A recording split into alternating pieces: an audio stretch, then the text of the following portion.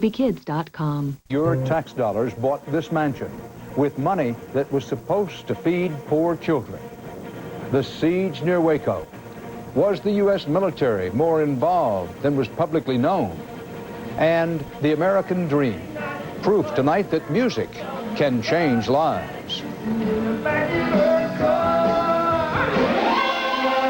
This is the CBS Evening News.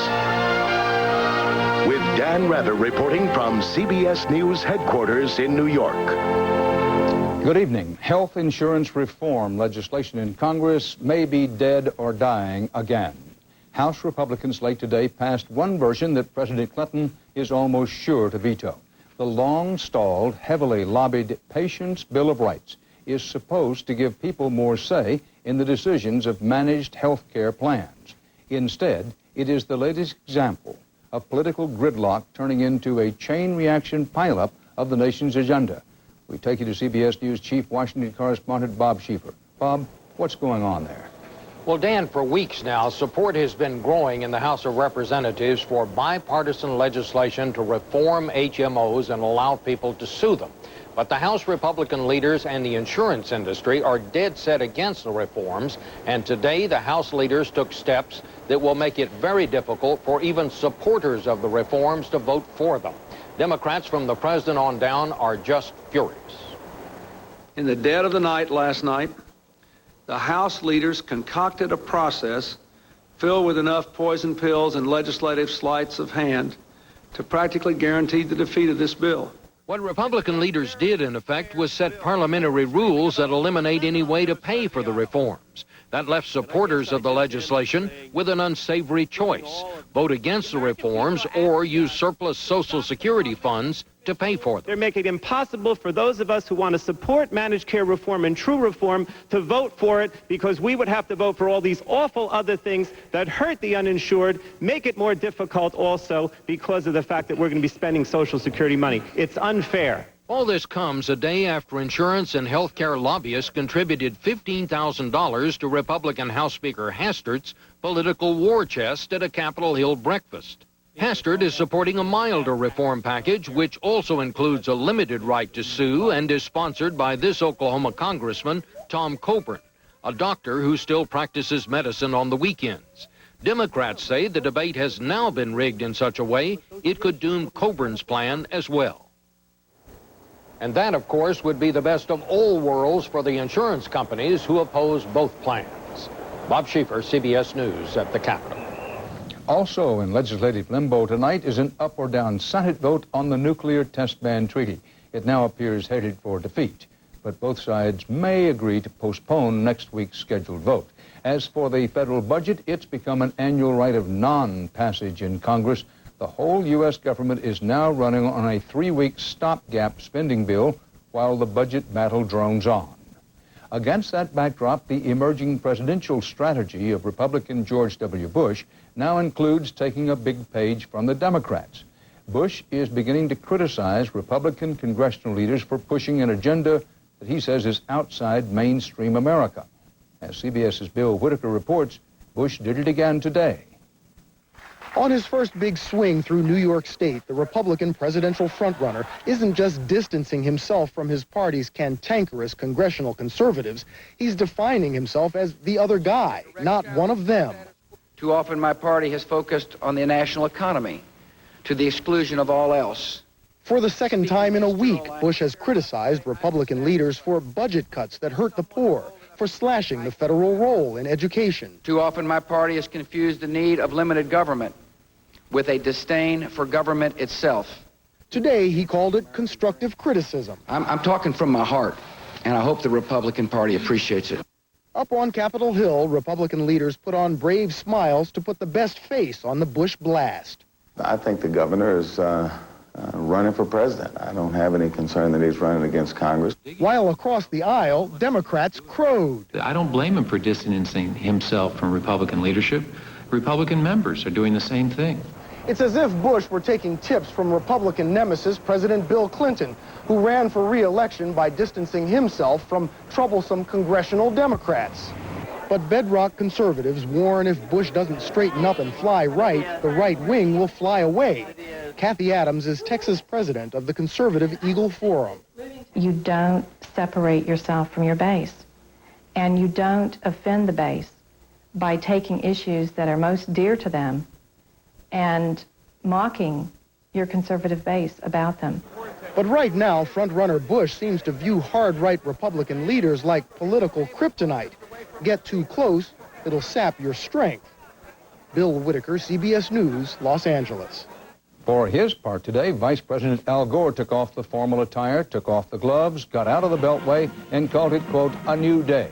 Gore officially moved his campaign headquarters to Nashville, Tennessee, hired a new campaign manager, and signaled that he's eager to take on and take out rival Democrat Bill Bradley. Gore is trying to shake criticism, some from his own staffers, that his campaign has been too insular, too bloated, and too expensive. The U.S. government spends $1.7 billion a year to provide free lunch to poor children in daycare. But it turns out some people hired to run the program have been treating it as free lunch for themselves. CBS's Wyatt Andrews has been investigating this. It's the federal program that feeds low-income children in daycare, but to crooks, it was an invitation to steal. Federal auditors, after hundreds of unannounced inspections, found that taxpayers were feeding thousands of children who did not exist, some at daycare centers that weren't there. What you're looking at, if you look real close, is a home, daycare home. And this vacant lot was getting taxpayer funds? Yes, sir. At $6 per child per day. Right. Roger Villadero, the Agriculture Department Inspector General, says program operators simply over-reported the number of meals served and the government paid. We found, at minimum, $73 million being billed to the American taxpayer that should not have been billed and much less paid. One California operator skimmed $2.3 million and bought this $1 million home. She bought 4 pieces of property, went on several vacations. This is our poster child. It wasn't the daycare centers or the homes themselves that were scamming the government. Under this program, large nonprofit agencies called sponsors were set up to dispense and to monitor funds for several different centers under their umbrella. These sponsors, the very ones set up to watchdog the money, were the ones stealing the money. The auditors also found honest programs. Deborah Ellis of the YWCA daycare in Washington says the program is needed to feed the children of the working poor. So it's very vital that we have this program because it provides children with the nutrition that they need. So far, there have been 44 prosecutions, but scammers may still be at it. The report bitterly complains that 3 years into this audit, the Agriculture Department has yet to fix what's broken. Wyatt Andrews, CBS News, Washington. Still ahead on the CBS Evening News, new information about the role of the U.S. military in the siege at Waco. Searchers find new horrors in the wreckage of the London commuter train crash, and new evidence that your weight may indeed determine how long you live. Hi, I'm Michael Jordan. I'm Elmer Fudd. Big news. America's going crazy for MCI 5 cents every day. Now it's 5 cents a minute every evening and all weekend long. Now, a roving reporter. Let's find out how a typical American feels about MCI's 5 cents every day offer. I'm speechless. I'm soaked. Now, Michael, so just call 1-800 every day to join. Is that a whap? That's a whap. Natural, real, a whole new way to lose the gray. Quick, hassle-free, a look that really looks like me. Enterprise, rent a car for my trip? Looks expensive. It's not expensive, Mom. They pick us up? Sounds expensive. Pickup's free, Mom. Well, if it's not expensive, why didn't I get a convertible? Pick Enterprise. We'll pick you up. Suffering from nasal congestion? A new kind of relief is about to be revealed because now there's a medicated nasal spray without one single preservative. Introducing Natravent, the only preservative-free nasal spray for long-lasting relief in one single spray. Finally, somebody figured it out. New Natravent. No preservatives, fast relief. Saline mist also available. New questions are being raised about the FBI's version of events the day the Branch Davidian standoff came to a fiery end. Again today, the FBI flatly denied any of its agents fired into the cult's compound. This denial came after an expert said he believes an FBI agent did fire at least one shot in the direction of the compound on the final day of the siege outside Waco, Texas. He said he bases this on analysis of news, video, and FBI surveillance recordings. There is no known proof of this theory. In a new CBS News poll, 43% of Americans say David Koresh and the Branch Davidians are most to blame for what happened at Waco, but 14% blame the FBI. And still, most Americans, 62%, believe there has been a government cover-up of some kind, and more than half say the FBI is not telling the truth. Cover-up or not, it's clear the full story of Waco is yet to be told. Congress and a special counsel are now investigating further. CBS News has had for some time our own independent investigation and search for new facts. Publicly, the FBI has been at the center of the Waco controversy, but what remains classified is the U.S. military's involvement. CBS News has reviewed documents obtained through the Freedom of Information Act that indicate the military was more involved in the operation at Waco than is generally believed. During the 51-day standoff, cameras were kept miles away from the compound. Fuzzy telephoto images that showed little of what was actually going on behind the scenes. Documents show the FBI had requested from the Pentagon a vast array of equipment. Just 3 days before the final assault, one Army memo summarized how much had been supplied so far. 10 Bradley fighting vehicles, 2 Abrams tanks, 5 combat engineering vehicles, 1 tank retriever, 3 Hueys, 3 Chinooks, and 2 Black Hawk helicopters, night vision goggles, gas masks, and the list goes on. The FBI also asked the military for training on 40-millimeter grenade launchers, along with hundreds of rounds of ammunition, including, according to one GAO report, 250 high-explosive rounds. All of this for a mission that was officially described by the FBI as a hostage rescue mission. The FBI maintains it needed the military equipment to defend its agents because it was suspected Koresh had a large arsenal of weapons, including a .50 caliber machine gun. So there'll be no excuses. Besides the equipment, investigators have growing questions over who was involved from the military. In testimony before the House, Attorney General Janet Reno confirmed that 2 members of the Army's elite Delta Force were at Waco as, quote, observers. And while these documents show that the exact number and specific mission of special forces remain classified, CBS News has learned that congressional investigators are going to closely examine their role in the siege. If so, the main question is who approved of their involvement. By law, only the Secretary of Defense or the President can authorize the use of military special forces in situations like Waco. And who approved of the delivery of all the equipment and support personnel to the FBI.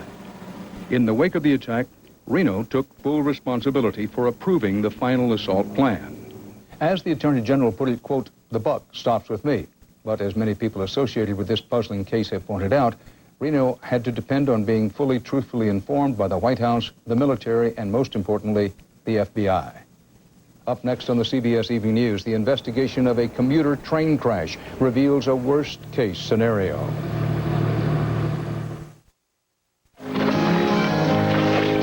Years now. Where'd they go? Need help with those? I can do it. 20 years. I don't know. I mean, you just caught an etch. It happens. I sit and I wonder sometimes. Year after year, it's good to have someone you can depend on. Chevy, the most dependable, longest-lasting trucks on the road.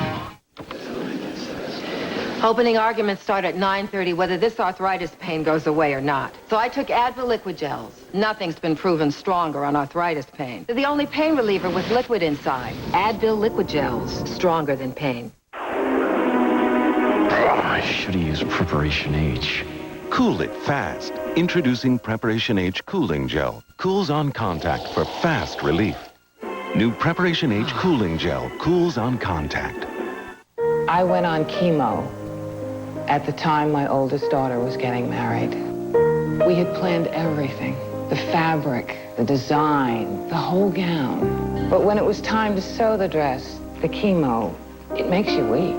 My whole life I've made clothes for other people, but for my own daughter's wedding, I was too tired to make the dress. Are you a chemotherapy patient? Ask your doctor about Procrit. Procrit is a natural way to regain red blood cells lost during chemotherapy, and more red blood cells can mean more strength. Procrit is safe and effective. In studies, only diarrhea and edema occurred more often with Procrit than placebo. Procrit is for patients with non-myeloid cancers. Call now and learn how Procrit can help you get back the strength you need. Your strength for living. In life, you take the bitter with the sweet, but I plan to end up with more sweet.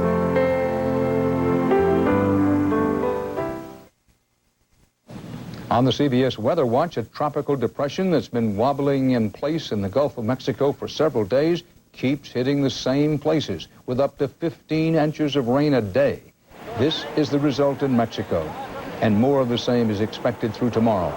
More than 60 Mexicans are dead, tens of thousands are homeless. Government officials say these are among Mexico's worst floods in 40 years. 4 Mexico states have been declared disaster areas. In London, searchers today uncovered a ghastly scene in the wreckage of a commuter train smashed in a high-speed collision yesterday. They now say as many as 100 people died, most of them incinerated in one car that went up in a fireball. CBS's Richard Roth has the latest. The horror today was in the details in the covered wreckage of the express train's first-class coach. Officials say temperatures reached 1,800 degrees in the fire after the crash. 28 bodies have been found, but there's no passenger list of commuters, and authorities are convinced many more died. We don't think we're going to recover any more bodies given the devastation in that train. So we have this dreadful dilemma. 70 people who are missing that we are quite sure got on that train. Investigators now are examining the wreckage before it's moved, and they're turning up some facts. The driver of the outbound train was new, just 2 months on the job, and railroad officials said today the signals he passed on the track leaving here were all working normally. That means he would have passed warning signals and a red stoplight before crossing onto the path of the express train hurtling forward at 60 miles an hour. The stoplight is signal 109. Union officials have long said it's hard to read, occasionally missed even by experienced drivers. Machinery to stop trains automatically was recommended after a crash investigation 10 years ago, but rejected then as too expensive. Richard Roth, CBS News, London. Up next on the CBS Evening News, the importance of determination in achieving the American dream.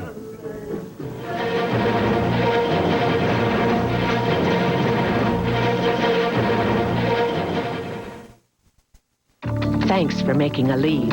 For almost 5 years, I often had a hard time walking. I went from doctor to doctor and even had surgery on both knees. Most pain relievers worked for a while, then quit, and the pain came back. Finally, a doctor suggested a leave. Soon I could dance all night again. Aleve can stop pain all day with just 2 pills. It would take 8 Tylenol to do that.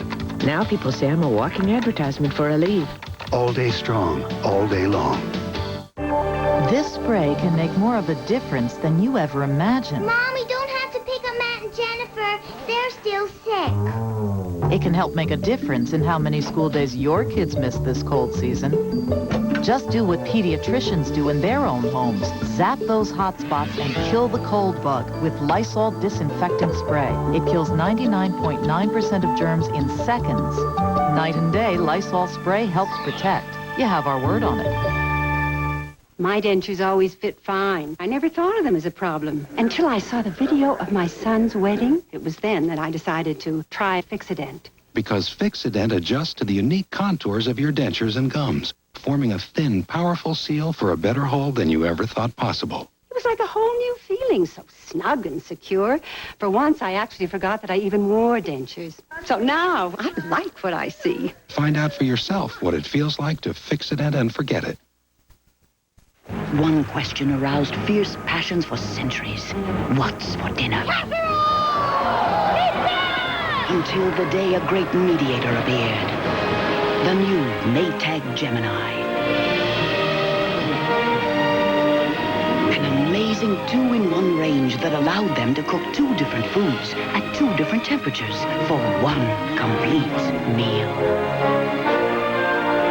Freedom. Tonight, the story of another American living the American dream. One basis of that dream is determination, to never say die. That and music and a little help from his friends are what made the dream come true for Kevin Sharp. Welcome, Nashville reporting star, Mr. Kevin Sharp! I went to so many concerts as a kid and a teenager. 3 little words set off a chain reaction. I used to dream of being up there.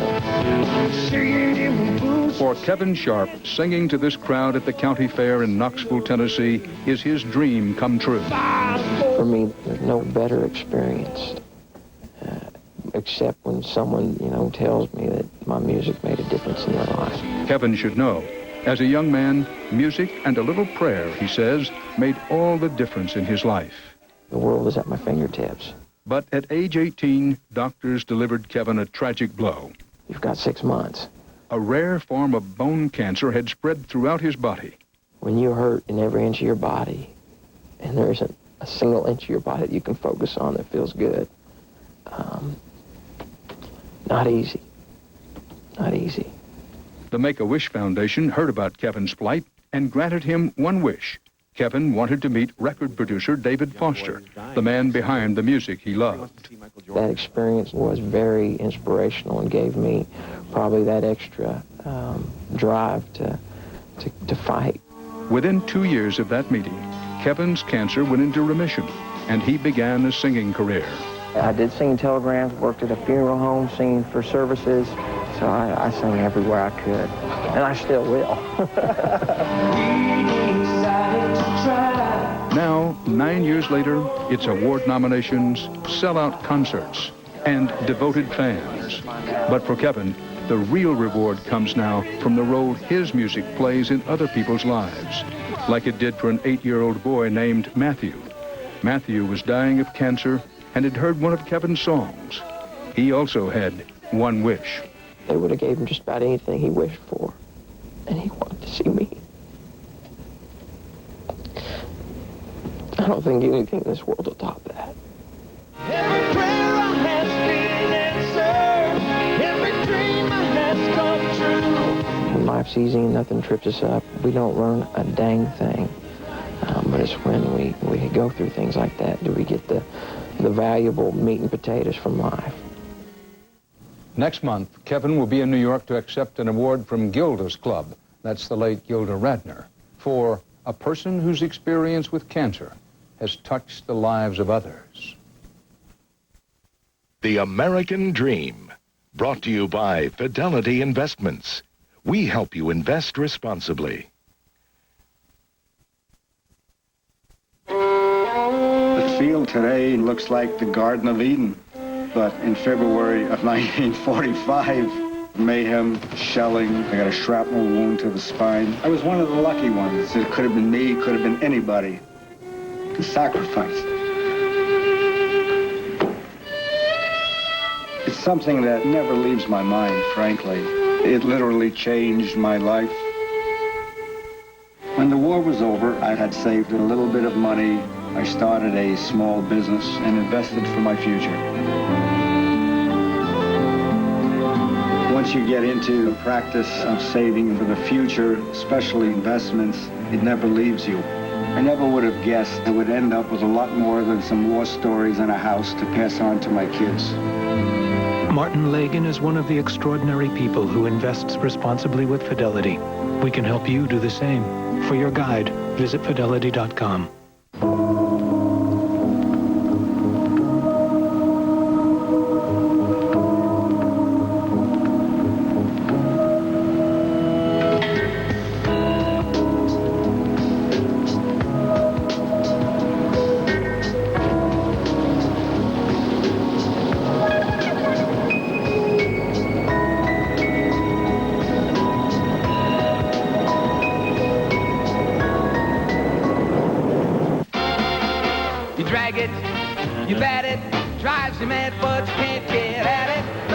Say goodbye to dirt, dust, and hair with the new Pledge Grab-It Sweeper and Claws. Because Pledge Grab-It Claws are electrostatically charged to grab the stuff brooms and vacuums may miss. You want to nab it, go on and grab it, so fast and light it could become a habit. Grab it! And get rid of dirt, dust, and hair for good. New Pledge Grab-It Sweeper and Claws. Grab it! There are new results out tonight from a study on obesity and health. They underscore what you may already know in your gut. Fat is a health risk across the board. CBS's Elizabeth Caledon has the latest facts on death by fat. It's the largest study of its kind ever done, mapping a direct link between being fat and dying prematurely. We have not been successful in getting the message out that overweight in this country is a very severe public health problem. In fact, the study found that our addiction to food is killing us just as fast as our addiction to cigarettes, that just as many people die prematurely from being overweight as they do from smoking. The study tracked 1 million people. 300,000 of them were healthy non-smokers, showing that even healthy people who put on the pounds were at risk. Excess weight for a 5'5" woman started at 150 pounds. For men, it was 5'10", 174 pounds. The increase in risk really begins at the very early levels of moderate overweight and increases consistently and quite dramatically throughout the levels of severe overweight. The only exception is obese black women, who for unknown reasons do not show a significantly higher risk of premature death. Perhaps as a backlash to media images telling us thin is in, some recent studies have gone so far to suggest that it's okay to be overweight as long as you're healthy, a myth obesity experts want dispelled. I think it's high time we started a comprehensive program to try to prevent obesity. It's a lot easier to prevent than it is to treat once it's established. It's a message we've heard before, but since more than half of all Americans are now overweight, it appears to be falling on deaf ears. Elizabeth Caledon, CBS News, New York. In the baseball playoffs, Atlanta beat Houston 5-1 today. That evens their series at a game apiece, and the city of Houston has now replaced Los Angeles as the winner of a new National Football League franchise. That's part of our world tonight. For the CBS Evening News, Dan Rather reporting. Thanks for choosing CBS. Good night. For news 24 hours a day, CBS.com on the internet and on our interactive partner, America Online at keyword CBS News.